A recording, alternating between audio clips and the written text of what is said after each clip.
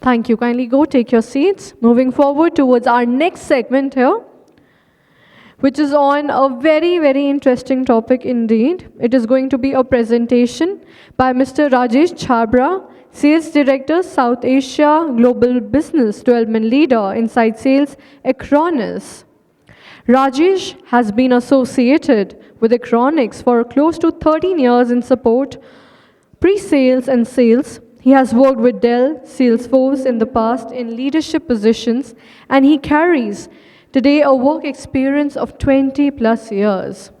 So without further ado, let's welcome Mr. Rajesh Chhabra with a huge round of applause, please.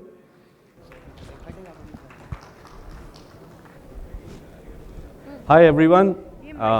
Thank you for having me here.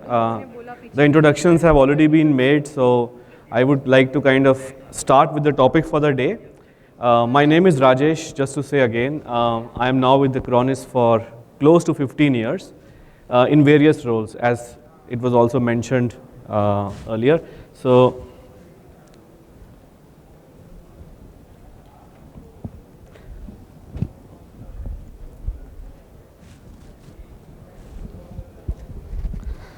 the topic that I have today is Microsoft 365 protection. And when I talk about protection, I am talking about two elements here. One is backup and the other is security, securing the M365 overall mailboxes.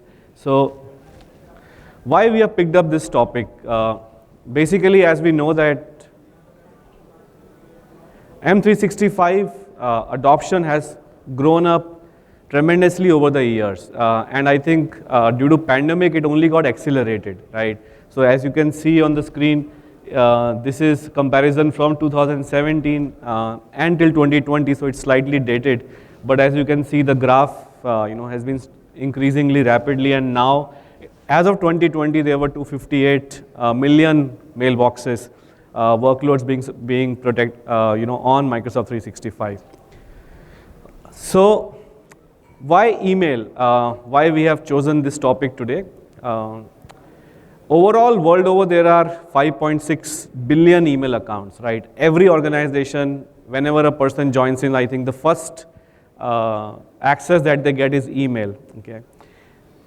An average business user receives 121 emails per day and responds to about 40. That's about 4 to 5 hours of engagement per day. So basically a lot of time is spent on email, which also means that since the majority of time is being spent here, even for the bad actors, email becomes very important, a very important entry point to breach the entire infrastructure. Okay. Now, and apart from email, I'm not even including right now collaboration tools like Slack or Mattermost. If you include all the collaboration tools, we are talking about 50 to 60% of an individual's time just being spent on collaboration. Okay. Now, many people call email the key to the kingdom. Now, if you see this key here, basically what it means is that if you want to breach the kingdom, email is that entry point. And there are some staggering figures that I'm sure most of you who are already providing these services would be aware of. But about 95% of all malware is delivered by email. Okay. So it's not only about collaboration. Nowadays, email also serves as a tool for password recovery. If you forget your password, usually the password recovery comes on email. In India, we all know about one-time password. Most of the OTPs come on email. So it's really the last line of authentication and the first line of attack. As I mentioned, 95% of malware is delivered through email. So it is undisputedly the first line of attack for hackers, for malware players. Okay. And what are the challenges that service providers face when we talk about email? First of all, phishing attacks, they account for 80% of all security incidents. Okay. And now with more and more social engineering attacks, 98% of all these attacks use social engineering, as you can see. And someone was talking about AI and ML, being a much abused term. which I agree with, but at the same time, what I also believe is that the AI and ML is not only used by the good guys, it's also now used in a very sophisticated manner by the bad actors as well. So because of that, most of the attacks now are more and more sophisticated, self-improving, zero-day attacks, okay? Which is why 95% of malware delivered on email and has a very high success ratio, right? Then we talk about advanced persistent threat, many a times sponsored by member states, which can lurk in the system, disguised for days, for months, which also have a very, very high percentage of being undetected. As you can see, these are numbers from research, range from 71 days in Americas to about 204 days in APAC. Okay. So this is the overall security challenge. I won't read each and everything from the slide, but mainly there's a huge security challenge when it comes to email, and a lot of this is not getting addressed, which is why, quarter to quarter we see that malware delivered from email only continues to rise. Unfortunately, the legacy solutions like sandboxing, they are not very effective in this. So what exactly can be done? So before we move to what can be done, just some more stats on why protecting Microsoft 365 is important. If you compare most of the mailboxes and providers around the world, today we see that out of 1.5 billion active users that a free Gmail has, about 8 million are paid seats. And if you compare it with Microsoft 365, 345 million paid seats. So as of now, it seems that Microsoft 365 is leading the way in terms of cloud mailboxes, and that is why it's very important for any MSP that if they are into security services, one of the most obvious things to do is to protect Microsoft 365. Okay. And why it is critical? Why protecting, backing up Microsoft 365 is critical? Obviously, most of the reasons are very similar to why one would need backup. Accidental deletion being one of the leading causes. Many a times employees can accidentally or even intentionally delete data. It has been observed that many a times exiting employees could delete data. Similarly, there could be misconfigured retention settings, and because of that, data is not retained to the level or to the time that the organization really wanted, which also could be a human error factor here. Then the other major reason here is cancelled account subscription. Many a times when employees are leaving, their mailbox is cancelled. But along with that, it's not only about the emails, it's also about the OneDrive data, the SharePoint data, and that data could be critical because it could also have some customer-facing data. So this is also one of the major reasons why Microsoft 365 data backup is very important. And of course, malware and ransomware, as I mentioned, are the leading causes. The business impact is obvious. Apart from losing data, nowadays, since data is the lifeline of business, it's also about the reputation loss. And in severe cases, it can really put an organization's business at stake as well, right? Okay, so having talked about the need and the impact if there is no backup, let's look at the solution. So what Acronis offers from a Microsoft 365 backup point of view is a convenient agentless backup. So when I say agentless backup, it's cloud-to-cloud backup. There is no installation needed. All that is needed is to go to the cloud console, the management console, which is our SaaS-based service offering, and just enter the credentials and start backing up data. Okay. And backup is, of course, the first piece of it. What is also important is the recovery in times of when you need it.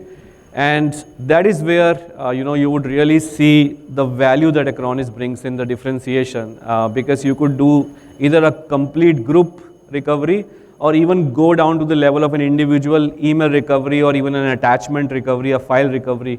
All of this in live preview mode. So if you go to the Restoration settings, you could preview the entire mailbox contents, the folders, a point-in-time recovery, looking at the entire emails, files, all of that in as low as about 10 seconds, you are just up and running. Okay.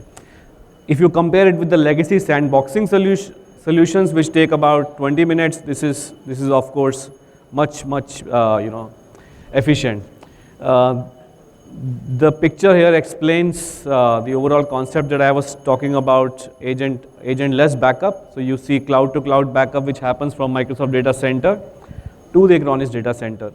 And it's not only about the mailbox, it's also about the OneDrive, SharePoint, and Teams. So we're talking about the entire M365 ecosystem here. Okay. As you can see here on the slide as well. So moving ahead, if we talk about Exchange Online Backup, as I just mentioned, you could do a granular or a full recovery. This is an actual snapshot from the Acronis Cloud console, where you could go to all users, select the individual user, and then decide on the frequency of backup and also the restoration. Okay. As I mentioned, you could download a single email attachment or even send an email from backup. Okay. This is for OneDrive, very similar to Exchange. You could do a group or an individual backup. Again, you could do a granular recovery, download a single file from the OneDrive, just go to the cloud console, do a live preview, and do a restoration when needed. In terms of backup settings, all you have to do is, you can see that the graphical user interface is very self-explanatory. So you don't really need a very complicated trained person. I mean, you could just kind of understand it just by looking at, just by exploring the overall console. You can get around and start doing the settings in 10 minutes. Okay, which is very critical nowadays, considering the fact that as an MSP, one of the most important things that you face today is shortage of skilled staff. So if you have a solution which is easy to operate, efficient, and works, I think that is the key difference today. Okay. Similarly, for Microsoft SharePoint, you could back up an individual site or a group. The advantage of backing the group is that you don't really have to add in users as and when they come in and go. It is all automatic. And in case you want more granularity, you could do at an individual level as well. Okay. And same for Teams. Entire team channels, files, mailboxes, they can all, group messages, all of that can be backed up.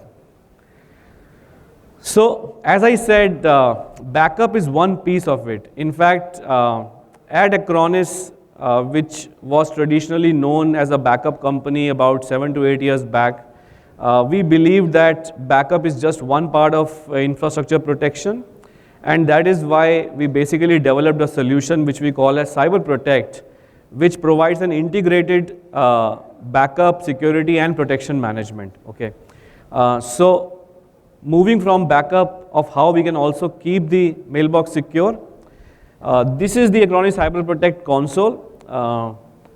As you can see on the top, we're talking about integrated security and management. Nowadays, there is a lot of talk about one-stop solution and providing all of this.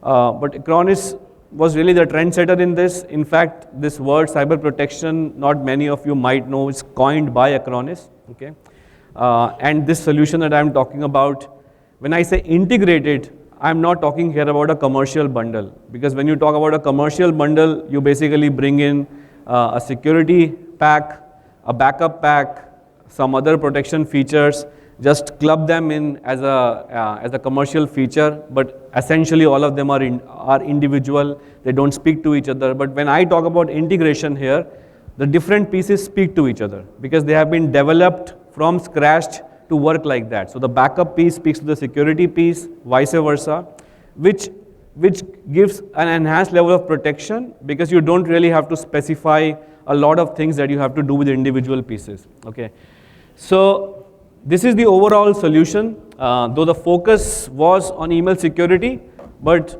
the Acronis Cyber Protect console has email security, DLP, advanced security for antivirus and anti-malware protection, management, including patch management. I'm talking here about automated patch management.